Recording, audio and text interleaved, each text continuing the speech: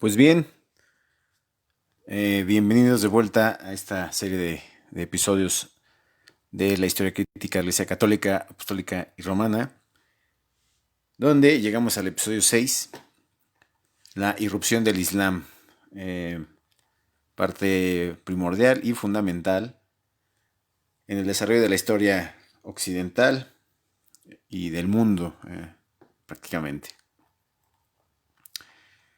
Son bastantes puntos, son muchos temas, así que pues reciban un ameno saludo y vamos empezando este bonito episodio. Pues bien, nos vamos a ir un tiempo atrás, ¿verdad? Sí quiero decir que hay que tratar de comprender a la otredad, ¿no? Que representa el Islam. Y creo que es donde más se puede ver el choque entre el catolicismo y otro tipo de religiones o otro tipo de perspectivas. Pero en fin, ya iremos viendo. La historia del Islam tiene una serie de singularidades que problematizan su periodicidad. En primer término, el Islam tiene una influencia y una expansión multidireccional, a la vez que una cierta independencia de manifestaciones según las épocas y las regiones. El Islam no es una expansión, digamos, uniforme, sino que es por etapas y no necesariamente hay una línea constante entre todas esas expansiones. De esta manera, en un mismo periodo pueden convivir experiencias muy disímiles de un mismo movimiento. Por lo general se admite que desde la muerte del profeta y hasta el siglo X se produjo la primera gran expansión musulmana, sentando las bases para el posterior desarrollo de sultanatos, reinos independientes e incluso imperios de gran envergadura, todos ellos haciendo propias las enseñanzas y mandatos del profeta Mahoma.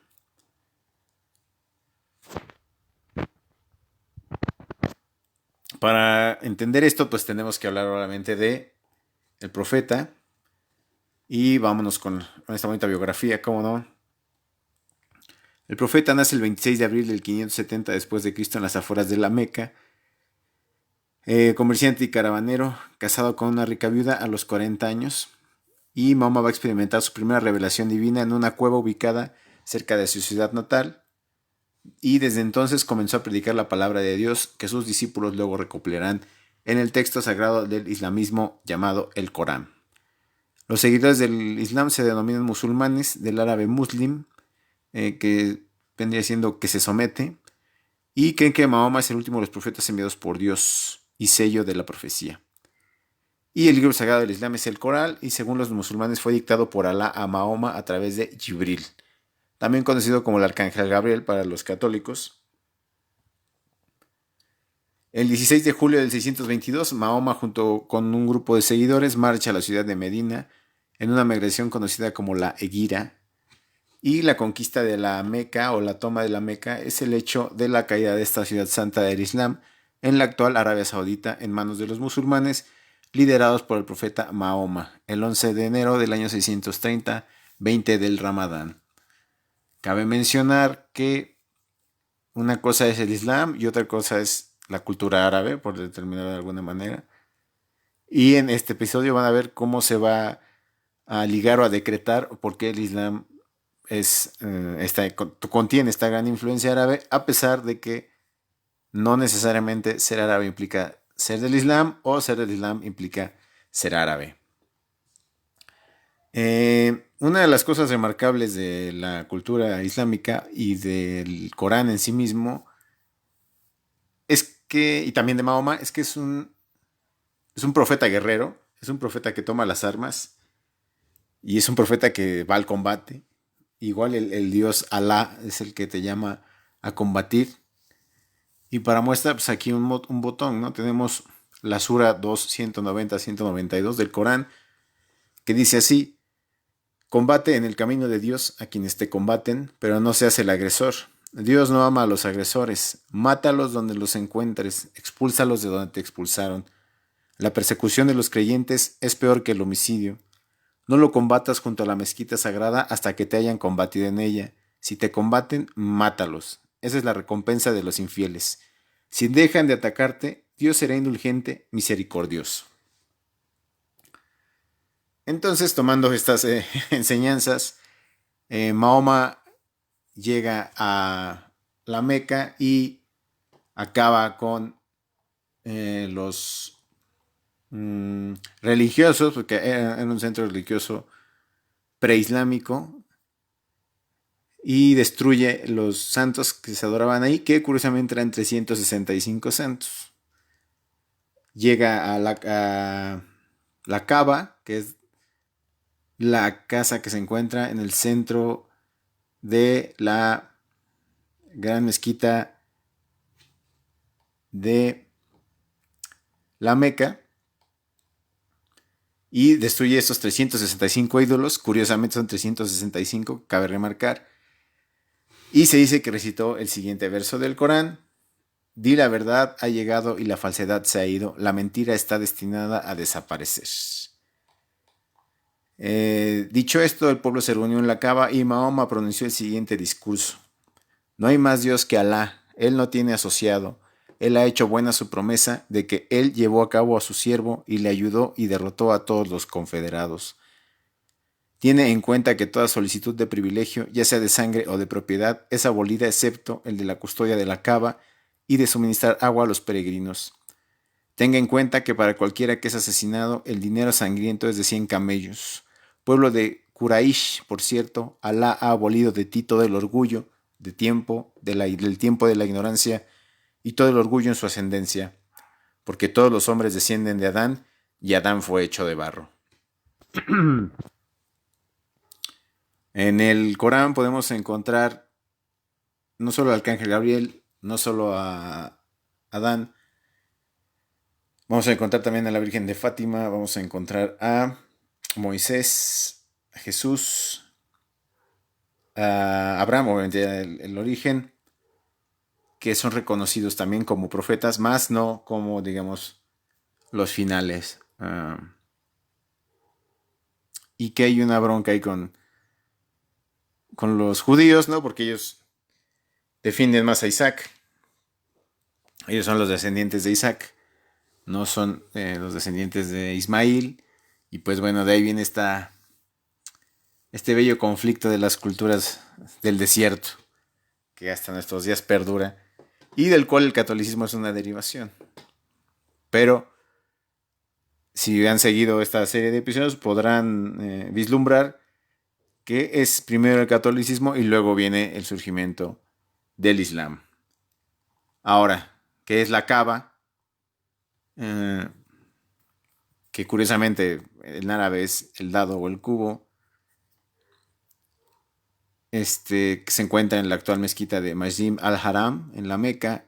Es el lugar sagrado de peregrinación religiosa, la casa de Dios, donde lo divino toca lo terrenal, y hacia ella orientan su rezo los musulmanes de todo el mundo.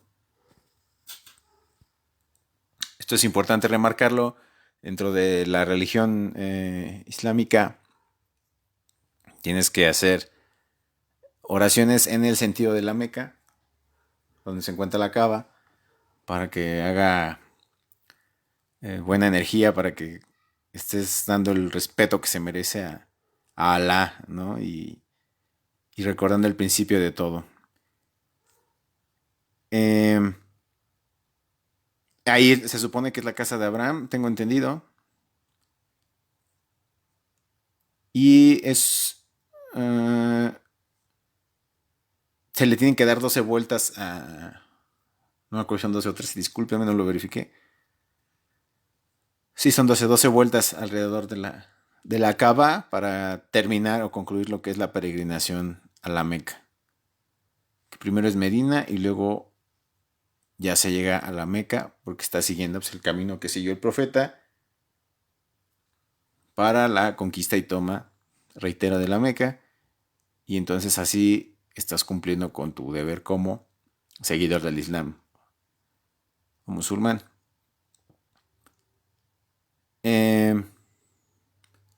Cabe mencionar que también dentro de esta catarsis, de esta revolución encabezada por Mahoma, se da la consideración de que no se van a adorar santos y de que no se va a dar una forma corpórea ni plástica a Alá ni a Mahoma. Por tanto, en el Islam no hay representaciones de dichos personajes, solamente la escritura es lo que los va a convertir o los va a hacer o los vas a comprender a través de ese asunto. Que también si han seguido estas transmisiones, he comentado que en el protocatolicismo, durante los primeros 200 años de protocatolicismo, existe este debate de si creer en un solo Dios, creer en el cuerpo de Cristo, creer en la palabra de Cristo, creer que la palabra de Cristo y el cuerpo de Cristo son una cosa y la palabra de Dios es otra cosa. Dios hablando a través de Cristo o solo Cristo representando la palabra de Dios. De ahí que se inventan en el concilio que hace Constantino, el concilio de Nicea, inventan lo del Espíritu Santo, ¿no? Y ya se evitan ahí algunas broncas, ya que entonces el Espíritu Santo pues, es el emisario directo entre Dios y Cristo, que puede volver corpóreo, entonces, no la forma, sino digamos el Espíritu de Dios en Cristo. Aunque ya al final del día, pues acaban convirtiendo a Cristo en Dios carne, ¿no? Carne y hueso. Que al final del día, pues cuando hace la reencarnación, pues ya perdería todo este tipo de ¿cómo llamarle? Este tipo de virtudes divinas para hacerlo primero terrenal y ya luego se vuelve otra vez divino. ¿Y qué pasó entonces con el Dios de carne y hueso, con esta representación del Ser Supremo? Pero en fin, dogmas de fe que no vamos a poner ahorita en duda, que claramente pues son una herencia directa de toda la mitología griega y latina que permitía que los dioses estuvieran en la tierra y regresaran al cielo una y otra vez y jugaran con los humanos. Y al final del día eso es Cristo, ¿no? Una representación de un Dios en la tierra que tiene un destino del cual no puede escapar. Pero que tampoco puede morir. Y puede estar, digamos que renaciendo a todo momento. Bien, pues eso se rompe totalmente en el Islam. Y el Islam te dice solo hay esto y no puedes verlos ni tocarlos. Es un poco más corpóreo porque Muhammad sí es pelea, tiene una vida, etcétera, etcétera, etcétera. Y al final se va a los cielos con Alá, pero es el único porque es el profeta al final del día y solo el profeta es quien puede hacer eso. Nadie más. Y entonces el 8 de junio del 632, Mahoma o el profeta muere y comienza el periodo que tendrá como eje dos cuestiones: la sucesión en la dirección del movimiento y la expansión de la nueva fe. A partir del 632 después de Cristo podemos entonces hablar ya del inicio de la expansión del Islam en la península arábiga, en el norte de África, en el Medio Oriente, partes de Europa Central, partes de Europa del Este. A la muerte del profeta en 632 surgieron divergencias en el seno de la nueva comunidad en torno de quién debía proseguir su tarea, y 4 hombres encabezaron sucesivamente el imperio musulmán antes de que se instaurase el califato omeya, y se reconoció en primer lugar, no sin disensiones, al suegro de Mahoma, Abu Bakr, y a este le seguiría Omar, bajo cuyo reinado hizo el Islam conquistas fulgurantes. Y aquí debo mencionar, me faltó mencionar más bien, la cúpula de la roca que se encuentra en Israel, Kubat al-Sakrah en árabe, Kipat Haselah en judío, que se encuentra en un monumento situado en Jerusalén, en el centro del monte del templo o explanada de las mezquitas. Los musulmanes creen que la roca que se encuentra en el centro de la cúpula es el punto desde el cual Mahoma ascendió a los cielos para reunirse con Dios, acompañado por el ángel Gabriel. En honor a dicho episodio de la vida de Mahoma, el noveno califa Abd al-Malik construyó el edificio entre los años 687 y 691. Los credos judío y cristiano afirman que fue en ese lugar donde Abraham estuvo a punto de sacrificar a su hijo Isaac por orden de Yahvé, según los relatos del Génesis. Y el Islam recoge también la tradición del sacrificio en árabe, aunque en la versión islámica el hijo no era Isaac, sino el primogénito Ismael. Y según la tradición judía, desde esta primera piedra se construyó el mundo, y ahí fue erigido el Sancta Sanctorum, la parte más sagrada del templo de Jerusalén.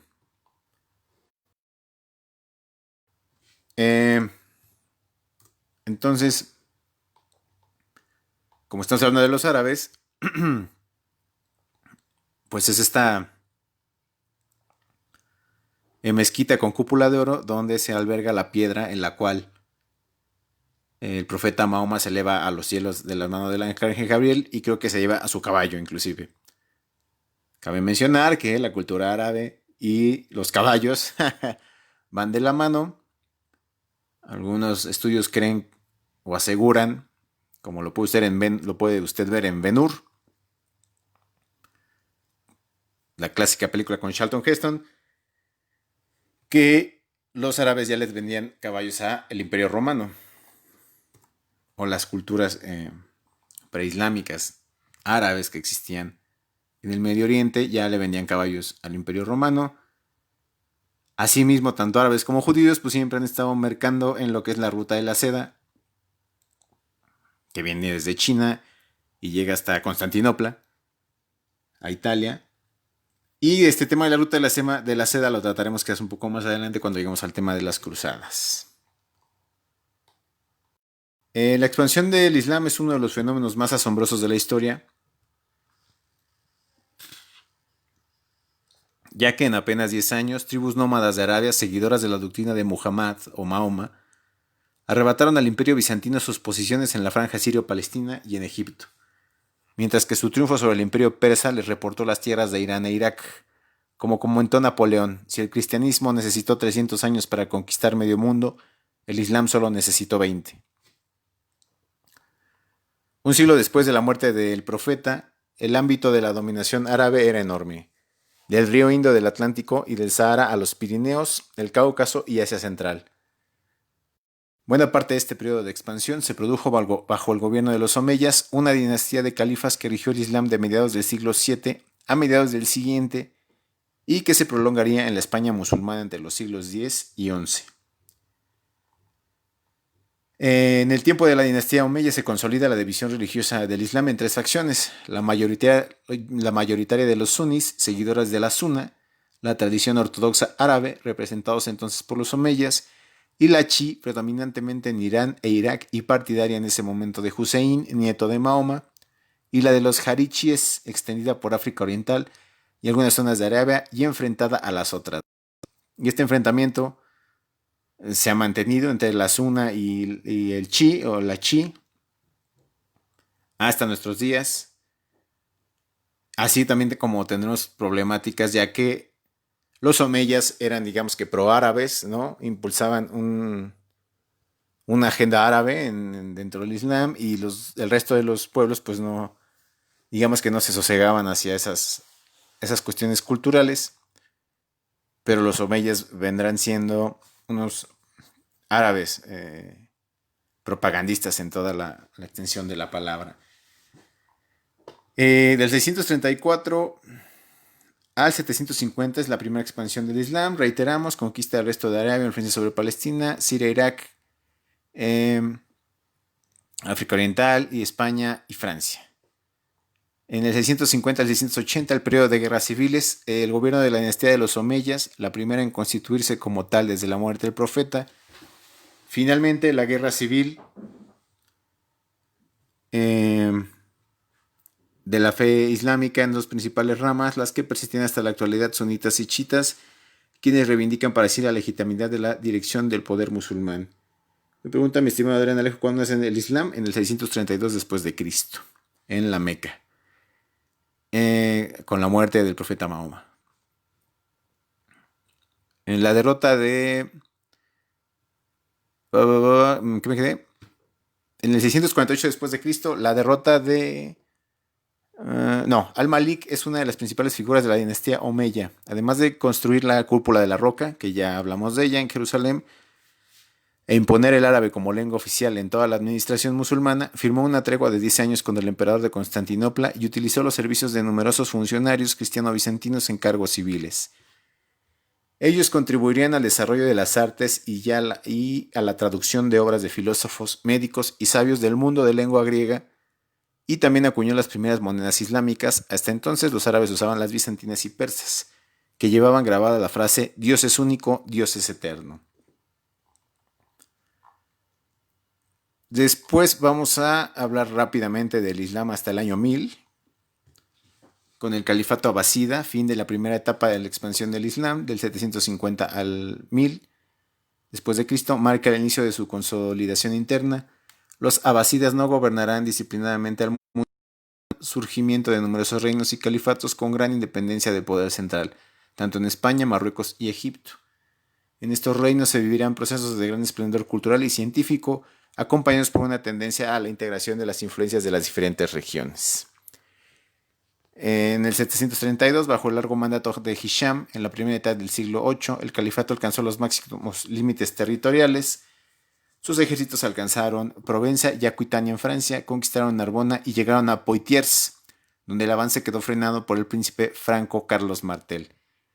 Respecto de este choque hablaremos en el episodio siguiente, para que vean este primer gran encuentro entre dos culturas, como va a ser la cultura islámica y la cultura occidental que cristiana totalmente. En el siguiente episodio vamos a hablar un poco más a detalle de este encuentro. En el 762, que estoy aquí un poco saltando el tiempo, se da la fundación de Bagdad en la ciudad capital de la dinastía abasida y gran centro comercial. Cabe mencionar que son 100 años importantes de la expansión del Islam, del 632 que muere Muhammad al 732 que es la batalla de Poitiers. Se da esta consolidación y expansión del mundo árabe, reitero, en un inicio plasmada por los califatos omeyas, que eran pro-árabes, y que vivirían una cantidad de guerras civiles bastante importantes. Que se mantendrán así hasta que llegue el gran unificador de los califatos, que va a ser Saladino, del cual hablaremos cuando lleguemos, reitero, al tema de las cruzadas. Y entonces a partir del año del siglo X y XI se dará una transformación de los califatos dentro del Islam. Se fundará Al-Andalus, se fundará, ya Damasco se establecerá como la capital del poder islámico, y entonces surgirá el famosísimo hecho de cuál es el metal más fuerte que existe, perdón, cuál es el acero más fuerte que existe, el acero de Damasco, ¿no? Es un clásico. Si usted jugó Assassin's Creed, el primero, pues habla precisamente de todas estas situaciones, de las cuales yo estoy aquí comentando un poco, divagando en otro tanto. Bien, esto es a grandes rasgos, hoy sí me fui rápido y tendido con la cuestión del Islam, con la cuestión de Mahoma, pero recordemos que este podcast trata, no ahondé mucho ni ahondé demasiado en estas cuestiones del Islam. Es un pequeño breviario, ¿no? Tendría que dar muchísimos antecedentes, las derivaciones mismas de Islam, el enfrentamiento con los bereberes, kurdos, persas, relación con los etcétera, etcétera. Pero hay que aterrizar todo esto la historia de el papado. Y para ello, nada más vamos a hablar de dos papas. Severino, eh, perdón, sucesor de Honorio I, muerto en el 638. Hemos de remarcar que el Papa Severino toma el poder en el 640.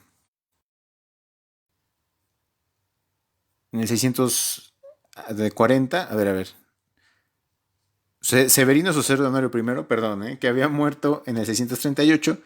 Severino fue consagrado hasta el 28 de mayo del 640. Ahorita les platico por qué se retrasó su consagración. En este momento es cuando en la península arábiga, en la Meca, se está llevando la revuelta de Mahoma, y ya va acá, y luego posteriormente en el 632 morirá el profeta.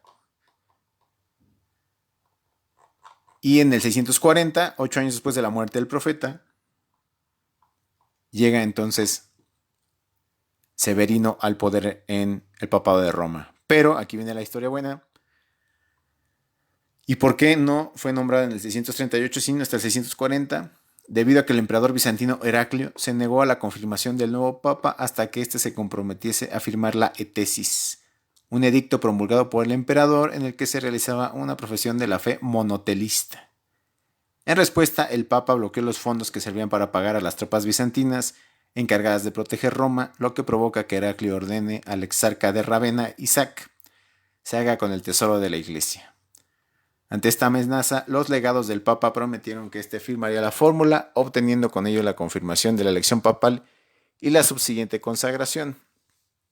Una vez consagrado, Severino no solo se niega a firmar, sino que convoca un concilio en el que se declara herética la doctrina monotelista, que mantenía que en Jesucristo existen dos naturalezas pero una sola voluntad. La respuesta del emperador bizantino fue ordenar el saqueo de la iglesia de San Juan y del palacio de Letrán, lo que según la tradición provocó la muerte del pontífice el 2 de agosto del 640. Se abría así un proceso de enfrentamiento entre el imperio y el papado que se prolongaría hasta el 668, año en que sube al trono imperial Constantino IV, quien abandona la doctrina monotelista, y entonces de esta manera ya no va a haber problemas entre el imperio bizantino y el papado en Roma. Como podemos ver, el lapso de gobierno de Severino fue de mayo del 640 a agosto del 640. Obviamente, al tener conflictos con el emperador, pues las teorías de cómo murió Severino abundan. Desde el envenenamiento, no puede ser, envenenamiento, perdón, hasta que causas naturales o accidentes que siempre pasan cuando están en estos círculos de poder. De ahí llegamos hasta Gregorio III, el Papa número 90 de la Iglesia Católica, quien gobernó desde marzo del 731 hasta su muerte en el 741. Es a él a quien recibe o le toca vivir la batalla de Poitiers, pero también es él quien ve en el Imperio Carolingio una salvación. Y hay aquí un dato importante para mi Latinoamérica querida, que ya vamos para allá. Gregorio III fue nacido en Siria, fue elevado por el pueblo al trono pontificio durante los funerales de Gregorio II, combatió a los lombardos e iconoclastas, pero murió sin haber erradicado la herejía de estos últimos. Ganó por su caridad el sobrenombre de amigo de los pobres gracias a las limosnas que le hacía Inglaterra. En el no solo excomulgó al emperador de Oriente, León III, como hereje iconoclasta, sino que lo insultó en distintas cartas tratándolo de bárbaro e indigno de reinar. Tuvo con el rey de Lombardía, Liutprando, trato doble. Primero se hizo su amigo para que no se apoderase de Roma y para que le cediera a los pueblos de su provincia, y luego acogió a los duques de Spoleto y de Benevento, rebeldes, uniéndose a ellos contra su bienhechor. Y como este trató de vengarse, Gregorio, reconociendo su debilidad, envió primeros, segundos y terceros embajadores a Carlos Martel, duque de Francia, para que le socorriera contra Liutprando. Como papa instituyó la fiesta de Todos los Santos el 1 de noviembre, que inicialmente solo se celebraba en Roma. Fue el último papa no europeo hasta el 13 de marzo del 2013, cuando fue elegido Francisco, y es igualmente el último pontífice de Asia. Gregorio III es entonces quien instaura una fiestecilla, ¿verdad?, que se conoce como la fiesta de Todos los Santos, el 1 de noviembre. ¿Le suena a usted esta festejación? ¿Le parece que se identifica con este punto? ¿Usted realmente creía que esto lo era netamente prehispánico, etc, etc? Claro que no. Podemos ver que la influencia católica pues sigue de gran manera hasta nuestros días y en nuestra sociedad. Y hasta aquí dejaríamos este pequeño breviario sobre la irrupción del Islam en la historia de la Iglesia Católica. Y aquí podemos ver cómo la Iglesia Católica ya empieza a jugar un papel político muy importante. Empieza a jugar un papel donde empieza a someter a Europa y a quien se le ponga enfrente. Y donde empieza además a jugar con alianzas políticas donde siempre va a ser ella la que gana, ¿no? Siempre va a ser la Iglesia Católica la que sale ganando. Y a partir de este momento, digamos que ya la fe del pueblo católico, pues no le va a servir de mucho enteramente a la Iglesia, ¿no? Solamente para sometimiento y para seguir ganando dinero, obviamente. Y vamos a ir viendo en los siguientes capítulos cómo progresivamente la Iglesia Católica va a ir aumentando y aumentando y aumentando y aumentando su poder sobre la Europa central. Y cómo va a utilizar el tema del Islam para seguirse enriqueciendo y teniendo un poder absoluto. Cabe mencionar que estos años que estamos tratando, del 632 al 732 después de Cristo, y quizás hasta el 1000, aún la Iglesia Católica no tenía presente cuestiones como el celibato o cuestiones como una jerarquía bien establecida o un pago, digamos, general a sus trabajadores, etcétera, etcétera, etcétera. Aún todavía no tenía ese matiz. Y en estos tiempos, del 700 al 1000, vamos a ver cómo los grandes imperios europeos se rinden total y absolutamente ante el poder del Papa de Roma. Y como hemos visto ya en este episodio, el Papa de Roma ya empieza a sentir la confianza para decirle al imperio bizantino o al emperador romano de Oriente, pues, que se vaya muy lejos y que no va a responder a las necesidades o a las directrices que intentaba imponer el reino de Oriente sobre el papado en Roma. Pues bien, dicho esto, y haciendo este tipo de analogías, no me queda más por comentar este día, más que agradecer su atención y estar pendientes de los siguientes episodios. Vamos a ver cómo con el Imperio Carolingio y posteriormente con el Sacro Imperio Romano Germánico, pues la Iglesia adquiere el poder total sobre Europa, la Europa medieval, que tanto se platica y se cuenta sobre ella, pero digamos que no se difunde qué pasaba en aquellos días. ¿Cuál es la diferencia entre alta Edad Media y baja Edad Media? Etcétera, etcétera, etcétera. Y remataremos con la cuestión de la invasión vikinga. Hablaremos del milenarismo en la Iglesia Católica y consecuentemente en Europa, que habla de cómo la llegada del año 1000 traería males y apocalipsis a la Europa de aquellos días, a los territorios de aquel tiempo. Y esa idea milenarista permanecerá y perdurará hasta la llegada de Colón a América, posteriormente la conquista por parte de Cortés, y las órdenes mendicantes se encargarán de decir que América es el nuevo paraíso, que realmente de aquí se corrió Adán y Eva, etcétera, etcétera, etcétera, y que Europa es la podredumbre. Todo esto con la construcción milenarista de catástrofe, que es algo así como las profecías mayas que nosotros hemos venido siguiendo desde el 2012. Entonces queda un largo... me pregunta Diego Ramírez, ¿el Islam tiene una figura central tipo papa? Hay varias. El imán sería una parte de ella. Otra sería el Shah, ¿no? En Irán, que son figuras semejantes al Papa, sacerdotes poderosos, pero no fungirían tanto como la función del Papa, porque el Papa es el que domina totalmente en la Iglesia Católica. Y aquí en el Islam solo es, digamos, como que ¿cómo llamarlo? El administrador de la Iglesia. Porque las reglas, digamos que ya están establecidas en el Corán mismo, no habría que ir más allá, ¿no? En el Islam sí se toma mucho en cuenta lo que dice el Islam, a diferencia del catolicismo, donde pues lo que dice la Biblia va y viene, ¿no? En cierto sentido. Y como